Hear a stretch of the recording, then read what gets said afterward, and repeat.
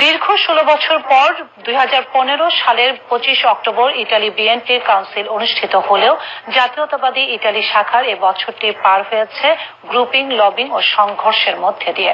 আমাদের Italy bureau প্রধান মনিরুজ্জামান মনির জানান, ঘটনার পর অঘটন এবং অভিযোগের মধ্যে দলটিতে যুক্ত হয়েছে দ্বিধা বিভক্ত।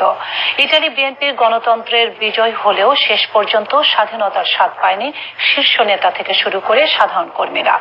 1 বছর বর্ষপূর্তি উপলক্ষে গণতন্ত্র ও আজকের বাংলাদেশ শীর্ষক আলোচনা সভায় রোমের 6 নং কমনের হলরুমে নির্বাচিত কমিটির সভাপতি কাইফুর রহমান ছোটনের সভাপতিত্বে এবং সাধারণ সম্পাদক খন্দকার নাসির উদ্দিনের পরিচালনায় নেতৃবৃন্দ এখনো আশা করেন দলের মধ্যে অতি শীঘ্রই গণতন্ত্রের বিজয় হবে।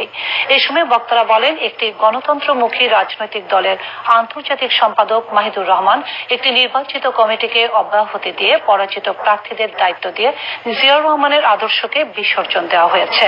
এ ব্যাপারে তারা দলের senior vice chairman Tarique Rahman এবং দলীয় প্রধান বেগম খালেদা জিয়া ও মহাসচিব মির্জা ফখরুল ইসলাম আলমগীরের হস্তক্ষেপ কামনা করেন।